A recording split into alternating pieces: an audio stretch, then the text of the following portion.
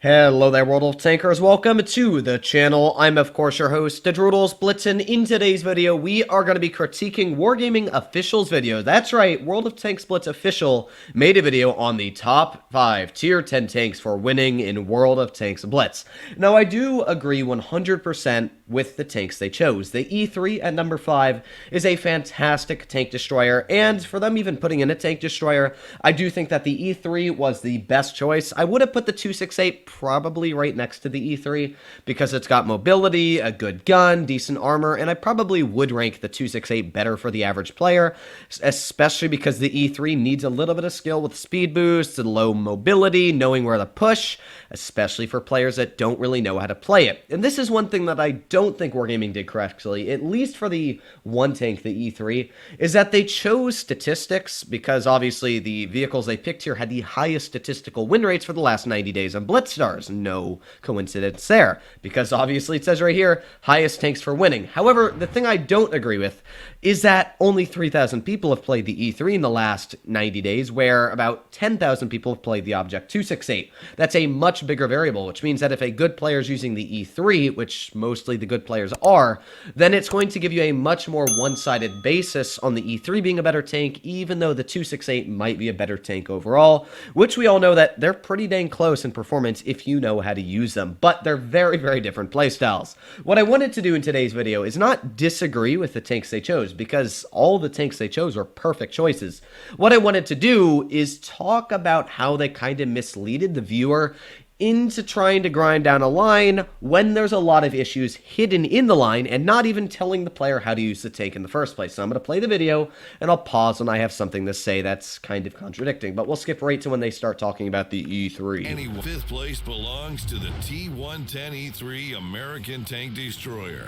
It's large, well-armored, and fearsome, with 305 millimeters of nominal armor at the front of the cabin.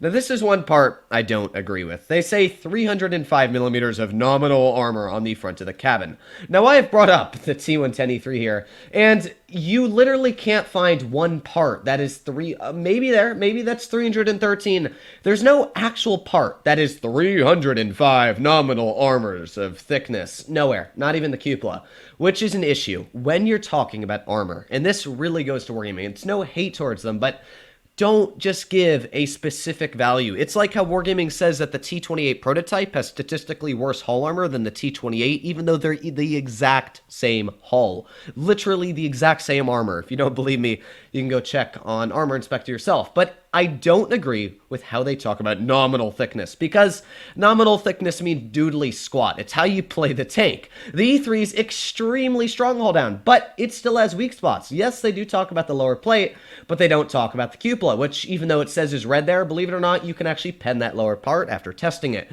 There's also weak spots like this spot here, 79 millimeters thick. That means HE will easily be penetrating that with all 155 millimeters. And of course, heat shells aimed at that lower plate, especially if you're running calibrated. If you're not running cali on most of your tier 10 mediums, you're definitely playing them wrong, at least in my personal opinion. Well, with calibrated on flat ground, easily you are penetrating every single spot on that lower plate every time. So yeah, well, the E3 does have very strong armor, which I'll give Wargaming, especially if you're hull down. It's extremely strong. Saying that it has 305 nominal thickness all over the front is definitely not agreeable in my personal opinion. It also has a nicely sloped upper armor plate, making this American tank destroyer difficult to pierce. Difficult to pierce. Now, they do talk about the lower plate. I'll give them credit there. They talk about the lower plate. They say how it's a big weakness, but they still don't really say, you know, how weak it is, which is something that they need to. For a player that's trying to get one of these tanks and win, that's something you probably want to tell your players. Then shift around while you're in one spot to make it more difficult for enemies to punch through the plate's armor. Now again, in this scenario here, shift around to make it harder to penetrate. Yeah, really, you wouldn't want to shift around because, again, the Americans like to use a boat-shaped hull. As you can see here, it's actually rounded on the edges. So really what Wargaming's telling you to do here is this is your standard ammo, right? Your standard ammo has a very tricky time of penetrating this tank if you're sitting still. If you angle it to the side, this is what happens to your tank. Yeah. So even though wiggling it could make a little bit of a weak spot, because this is such a slow vehicle on mobility, honestly, wiggling it to the side is just going to make that lower plate much easier to penetrate because you're making the sides weaker. The best way to run it, in my opinion, is just try and stay hull down. If you're stuck out in flat ground in the first place, you've kind of already played the tank in the wrong position, and that was your own fault for driving it out in the open. And if there's a medium tank aiming at you on flat ground, there's not really much you're going to be able to do about it in the first place because they're just going to either hull down you to death or they're going to circle of death you, which we'll be talking about in just a second. Don't try too hard.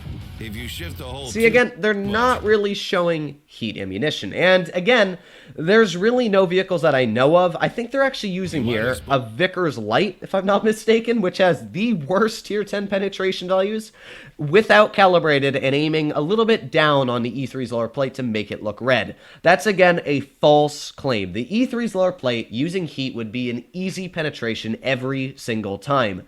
This is something that Wargaming needs to not do. They're lying about the armor of a tank to make it seem better than it is. That's pretty much false advertising. Now, it's not, because it's their own game and they're trying to say that this is a good tank to grind. It's not money you have to spend, but it is misleading. I 100% know that every single tier 10 and almost every tier 9 using premium will easily penetrate the E3's lower plate, so please show that in your videos. There's no point to lie and say, oh, the armor's thick. We know the armor's thick, but show the weaknesses and show the non-weaknesses, because it's something that's really important and it's something I don't stand for. Expose the whole side armor behind the rollers. The excellent armor is complemented by a good gun. The APCR and AP shells both boast high single-shot damage and impressive penetration. That I will agree with. The single-shot damage and penetration is fantastic. The E3 has got a very nice gun, which gives it the ability to whop out massive shells. Equipping the improved engine power boost consumable will... Now, I think they kind of messed this up here because they showed the improved engine power, but they showed the ammo for some reason. That part, I think, was just a mess up on the timing. But, talking about the improved engine power speed boost, which they'll say really quick. Enable you to more easily track the movement of a light tank that's reckless enough to try and spin you around. The T1... So, what they show here is they show the E3 being able to out-traverse a Vickers Light.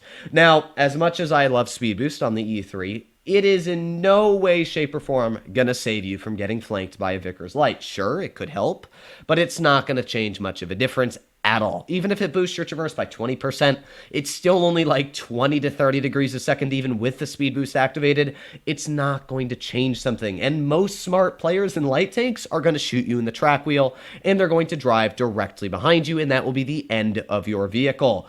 Again, this is misleading from Wargaming. They're saying to save your speed boost, not use it at the beginning of the game and get into position. They're saying to use it when light tanks try and flank you, which... if there's somebody that's going to get to the side of you, speed boost really isn't going to change much. A better idea, especially that Wargaming could have said here, is stay near something that you can scrape a tank off if it tries to get behind you. Use the speed boost and drive over to cover. Turn your tank around on that cover, scrape the enemy tank off you that's on your rear, and shoot them. This is, again, something I really don't agree with. Like to rely on armor without sacrificing firepower. So, I do agree with that opinion. I really do. I do agree with the tank they chose. It's a fantastic idea. The E3 is a very strong tank. It's got a lot of good things, but they didn't talk about, first of all, the grind. The E3 grind is possibly one of the worst grinds you will ever go through. The T28, just the T28 Tier 8 Tank Destroyer, is the worst Tier 8 vehicle by far in the game. There's no question about it in my mind. It is a terrible, terrible tank that I would never even put my greatest enemies in Blitz to play. It is a truly awful vehicle. That tank makes the entire line awful to grind. And imagine a newer player watching this video, seeing that this is the top 5 tank destroyer, saying, okay, I want to grind down the line and get the tank destroyer. They get to the tank, and it sucks because the Tier 8 actually is hell to play. I completely don't like that part. They need to talk about the grind as well. They need to say grinding up the line can be a pain, especially when you get to the pile of T28. That's something they need to talk about. While they talk about the tier 10s being great, they don't talk about the experience getting up to line. Now, the mouse, which is number 4, is a fantastic add into the point here. The mouse has got fantastic values of, I was about to say mobility, but it's got really good armor, as we know. Not the best armor, but it does have very strong armor. Mouse is a great tank if played correctly. It's one of the best performing vehicles statistically. But that doesn't mean that everything they said, again, is correct, and we'll be talking about that. Now, I will say this video is going to be quite long for today's video, so I'm probably going to break this up into 2 parts. We'll talk about maybe 2 or 3 tanks in today's video, and then we'll break up the rest because I don't want this video to be 40 minutes long, obviously. But let's continue. We'll see how long it takes. One word, the armor. Blocking damage with this monster is pure joy. There's a dangerous enemy ahead. Side scrape from behind cover. Hide the lower armor plate, and return fire the moment your opponent shoots. After that, shift the turret to hide the vulnerable cheeks. Okay, back to some issues. You're about to watch, I'm going to mute it, you're about to watch the enemy team bouncing off of the IS-7. Now, this is part of the, not the IS-7, the mouse, I'm losing my mind. This is another issue. As you'll notice, because they put the hit markers on, the Foch 155 is shooting AP shells as it's stealing 560. The 350 is from the FE4 202, and the 460 is from the mouse. Now, no smart player in their mind is going to be shooting AP shells at the mouse. Now, second of all, that Foch is not bouncing that mouse's turret. There is no way, because I can even pull up Armor Inspector right now and show that turret, and you will see that there is no way a Foch would be bouncing that. So let's go pull that up. Let's go to the mighty mouse. There it is, Germany mouse. And then we go get up the Foch 155. Now, again, any Foch player should be running calibrated. It's a tier 10 tank destroyer. I would suggest to run Cali on a tank that has very good penetration to boost it even more. This is what happens if you're in a Foch and you angle that turret like they show in the video. We can go pull up the video now, and you can see that it's pretty much that view there, about the same angle. In fact, probably more. Even without calibrated on, it's still an easy penetration. So the fact that Wargaming's saying that the Foch bounced that turret is completely incorrect, and it shot it somewhere in the hull. Again, I don't agree with that decision. Second of all, you'll notice that the other shells being fired from the other tanks is 350 and 460. 460 is the average roll of an IS-7's AP, and 350 is the average roll from an FE4 202. I'm almost guaranteeing that they did not run calibrated shells on both of those tanks. And, well, let's talk about the IS-7 for a second, right? You know it's got awful pen, and even with the IS-7's premium, it's not the best. I chose the wrong tank, though. So we go back to heavy tank, Germany mouse. Now, this is the mouse. Let's go bring it up, right? The mouse, yeah, it's got very good armor. The cheeks, as I said, if you angle it to the side, will be very strong, unless you load premium, where they're very weak. Why wouldn't you load premium? This doesn't make sense. They're not showing the armor of the tank. It's so misleading. They act like you angle the tank up and it gets bounces everywhere. Not to mention, even further than that, like, let's go pull up a vehicle like the IS-4. Well, this is Wargaming's big brain. The IS-4's heat goes right through the upper plate of a mouse. Good luck explaining that one. You can't even angle the mouse's turret, because once you angle it to a certain part where this part turns red, look, the entire side of the turret becomes pennable. Again, this is misleaded by Wargaming. While the mouse is a great tank, it has many weak spots. One of them being the upper plate. They need to buff. It is not a, it would make the tank a little stronger. It is a mandatory buff, because this tank should not have a pennable upper plate. The fact that heavies can face hug the mouse, the strongest tier 10 heavy, what it's supposed to be, and turn it into Swiss cheese is actually ridiculous. And I don't agree with Wargaming's decisions on this tank. But for the video itself, yeah, why? Again, this is completely misleading. It's not like they're trying to sell a product here. They're trying to say that these are good tanks to grind. And I don't get why you would say to grind this tank when they're obviously showing skewed results here. Again, that Foch on the enemy team would literally load, and I can pull up the Foch here just to show how stupid of an example this is. Literally the Foch at that angle is looking up at about this. This is a Foch with AP shells looking up at the mouse's upper plate. Let's go see the Wargaming's view. There, that Foch is up angled, and it's aiming about at the upper plate like that. It would easily butter right through that mouse's upper plate. Even with calibrated off, it would penetrate the upper plate of that mouse. There is no way that Foch in any conceivable way is bouncing the upper plate of that mouse. And I wanted to add this as a little side note here. The reason I find this so stupid is because all this is doing is impregnating the idea into a player that's probably not the best at the game, that they can now drive in front of Foch 155s and tier 10 tank destroyers and manage to bounce their shells because of what Wargaming has shown. Now, obviously, that's not what Wargaming was intending to show here, but you can see the issue. Especially if you load heat, that Foch has literally got a 100% chance to pen with over 400 millimeters of heat penetration. It is not a doubt in the world that it would easily pen that shell. And I really don't understand why they're saying this. It's something that I don't get. 68 shells. And not a single person's been able to use them up in one battle. The 31,000 HP of damage is more than enough not only to leave no enemy hole unturned, but also to show allies who's in charge. Some might say the mouse is slow. Okay, so this part, they just talk about the mouse being slow, and they say it's good for ramming. That part's true. That part is definitely true. What they don't talk about is, first of all, staying with your team. You have to be the buffer for your team. One thing I don't agree with is that, sure, they talk a little bit about the tanks, but they don't really tell you, first of all, what their role on the battlefield is. And second of all, they don't really tell you how they should be played on the battlefield. There's two different things there, because the role is, where you're supposed to be playing it. Frontline, backline, medium range. The E3 is supposed to be medium. The second thing is, how should you play it with your team? Which side of the map? Where on the map? These are things that Wargaming should be breaking into again. Instead, they say the mouse is slow, blah, blah, blah, armor's great, which it's decent. The armor's decent. Another thing, why talk about how much ammo it has? There's something they didn't talk about, which are downsides. Even though these tanks are very good for winning, there's always downsides to everything, and this tank has a lot of downsides. First of all, the gun is one of the least accurate guns at tier 10, especially for a heavy tank. It's not accurate at all. It's got not so great dispersion. The aiming time's not great. The premium penetration is quite low for a tier 10 heavy, so that's a big issue it's got going for it. Second of all, it's not the most DPM. In fact, one of the least DPM values for a tier 10 vehicle in the game.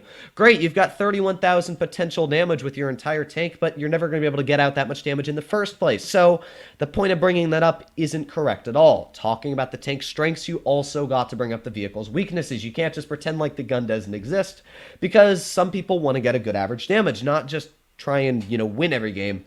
So that's one thing I don't agree with, yet again, on the mouse, is even though it is a very good tank, it does have a lot of issues. So, yeah, I like what Wargaming did here, and I really do appreciate it. Again, if Wargaming contacts me and they say, they want me to take down my video and they have done this, if they want me to take down my video because I'm saying hate or something against them as a company, I'm not hating on them.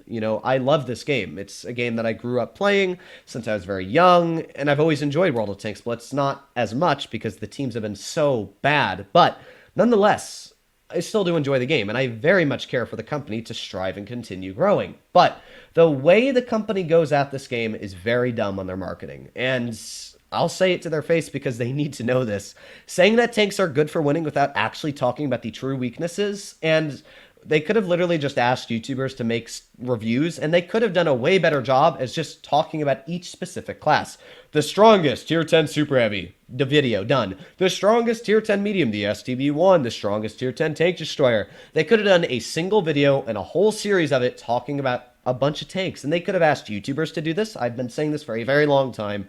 The issue with Wargaming is they are a very close-minded company, and they don't like really cooperating with outside people. I would love to make tutorial videos for Wargaming, and I would love to even work on a script with them, but the fact that they don't open up like this is very stupid, and I really dislike that part about the company. I think that they are very money-driven, and they don't really open up to the very simple-minded things like talking about how to play a tank. Instead of actually showing the weaknesses of the vehicle, they said, this is how you angle it, and if you encounter any issues, it's your fault, pretty much, because there are guaranteed people that are now going to grind the mouse, the STV-1, the 2 and 10E5, the IS-4, and the E3, expecting way more of the tank because of what Wargaming has said here, and yeah, I don't agree with that. Now, I will say the mouse grind is very good. The Tiger 1, fantastic. The Tiger 2 isn't actually on that line. It's the VK100. The VK100 is fantastic. The Moushin is great, except for when it's stock, which is awful. These are things they need to talk about. It's pretty common sense, and I feel like Wargaming should understand to talk about this stuff, because the average player that plays this game is very young, and there's nothing against young people playing games. It keeps the game happy, it keeps it fit, you have to have young people using new things because it keeps things relevant. If you only had older people playing it, that's why World of Tanks PC is dying, because only older people understand the game. They made the game so freaking complicated, nobody gets it. I don't even get it. I understand maybe half the things in World of Tanks PC. It is so stupidly complicated that it's not even fun for me to play because they put so many stupid mechanics in World of Tanks PC. And it's one thing that Wargaming has done that has pretty much screwed their growth on PC, is that no new players really care enough to play it. Where Blitz is great because you don't need a lot to know to do well in the game. Just a couple simple parameters: penetration, calibrated, understanding maybe 20 things, and you pretty much got a basic idea of Blitz. But they need to talk about those 20 things, which is something they don't do. So this is something that I'm very, very strictly enforcing in today's video, and I wanted to talk about with a brunt force approach because, yeah, and if I have to remove this video because Wargaming doesn't like it, or one of the representatives has watched this and said, I don't agree with your opinions and made you remove it, well, just know right now that this is me saying that it was removed, not because of my personal choice, but because Wargaming doesn't like my critique on the company itself. Now, again, I completely appreciate Wargaming. I actually like that they made a video like this, and I completely understand their point of view on talking about the tanks, but they need to elaborate. And there's no way that it was just a coincidence that they magically bounced shells and that the tank did everything right. Maybe they were trying to show that it had good armor, but in my opinion, it's way, way too overkill, and it's not showing any weaknesses on these tanks, which obviously exist. That's something they need to talk about, because there are going to be people that just grind up the line thinking they're going to win, and it's going to severely hinder that tank's performance for them. So hopefully all of you enjoyed today's video. If you want to see more like it, please consider smashing that subscribe button down below. But other than that, hopefully all of you are doing well out there. Stay happy, stay healthy, and I'll be seeing you in the next one. And of course, just as a side note, I will be breaking into the other tanks if you want to see that in the future. I just didn't want to make today's video a 50-minute video. Bye-bye.